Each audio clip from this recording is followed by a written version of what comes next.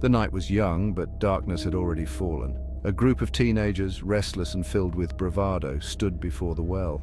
It wasn't its age that made it eerie, it was the stories.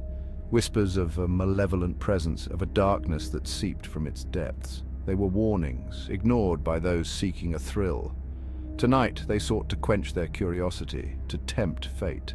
They lowered a bucket into the well's dark maw. The rusted metal groaned in protest, and an unnatural chill settled in the air. They laughed, their bravado a thin veil over the unease creeping into their hearts. What they pulled back would silence their laughter forever.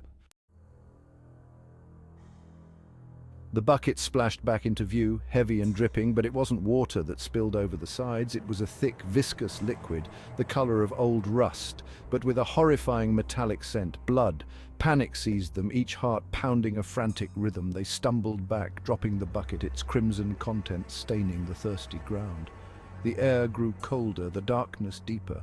A low groan echoed from the well, a sound that seemed to claw its way up from the bowels of the earth. They didn't need words. They knew, with a certainty that chilled them to their bones, that they had awakened something evil. They ran, their fear lending speed to their steps. The woods, once familiar, became a labyrinth of shadows and unseen eyes. They didn't dare look back. The image of the blood-filled bucket seared into their minds.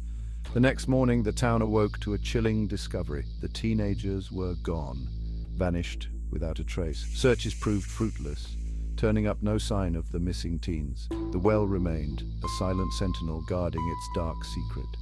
Some whispered of a sacrifice, of an ancient evil sated. Others spoke of a gateway, a portal to a place where darkness reigned. Whatever the truth, the well became a symbol of fear, a chilling reminder of the night the laughter died. In the years that followed, the well was sealed, its opening capped with thick concrete, as if to contain the darkness within. But some things cannot be contained. The stories persisted. People claimed to hear whispers carried on the wind emanating from the sealed well, whispers of the missing teenagers, their voices filled with an unearthly sorrow. Animals, too, seemed to sense something amiss, avoiding the area as if it were cursed. The well had become a place of pilgrimage for those drawn to the macabre, for those who sought to tempt fate. But most stayed away, their fear a testament to the enduring power of the well's dark legacy. Section 5. A history written in blood. The well's origins were shrouded in mystery, lost to time and whispered rumors. Some claimed it was ancient, a relic of a forgotten civilization that worshipped dark gods.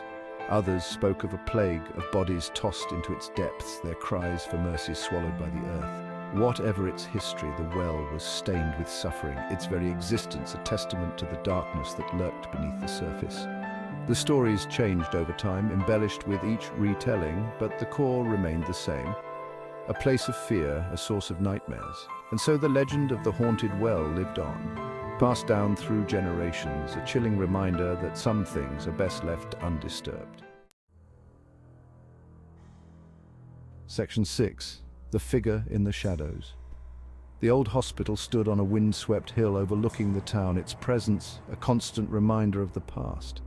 Once a beacon of hope, it was now a decaying monument to suffering and despair, its walls crumbling and overgrown with ivy. Its windows, like vacant eyes, stared out at the world, reflecting the emptiness within, as if the building itself mourned its lost purpose.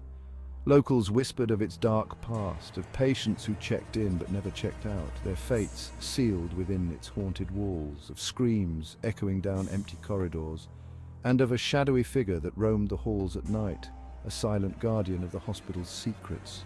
They said it was the spirit of a doctor, driven mad by grief and guilt. His presence felt in every dark corner. He had lost his wife in a tragic accident, and his sanity had unraveled alongside his oath to heal, leaving him a broken man. He began experimenting on his patients, desperate to find a way to cheat death, his mind consumed by a twisted sense of purpose.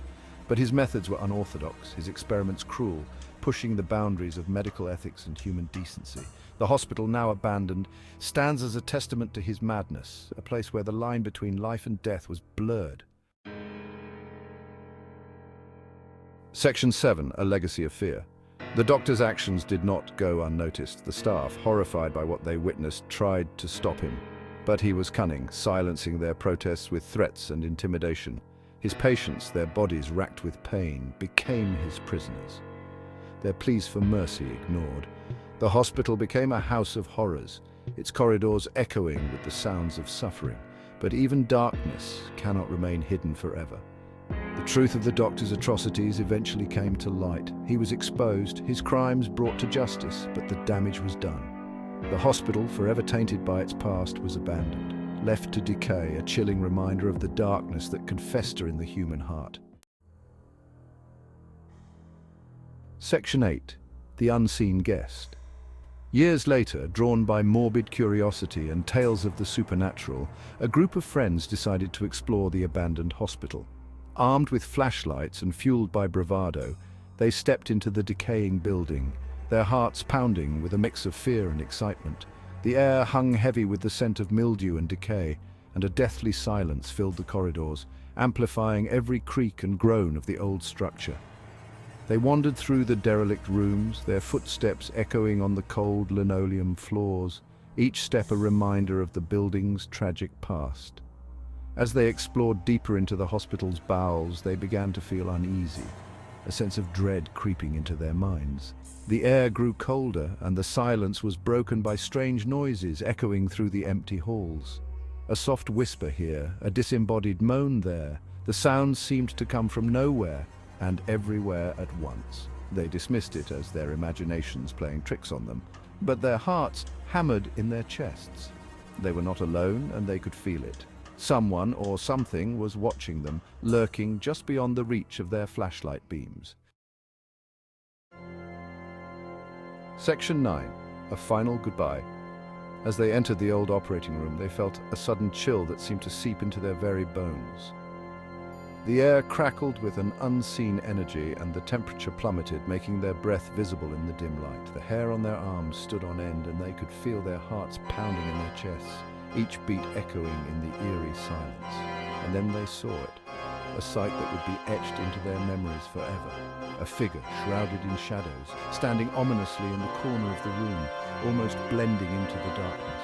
It was tall and gaunt, its features obscured by the gloom, yet its presence was unmistakably menacing. They froze, their blood turning to ice in their veins, unable to move or even breathe. The figure turned its head slowly, its eyes, two burning embers, fixed on them with an intensity that pierced through the darkness. A low growl emanated from its throat, a sound filled with rage and sorrow reverberating through the room. They had seen enough.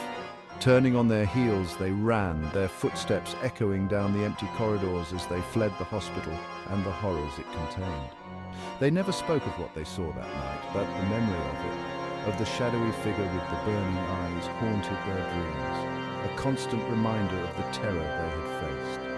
The hospital remained, a chilling reminder that some places are best left undisturbed, and that some wounds never truly heal, lingering like ghosts in the corners of our minds.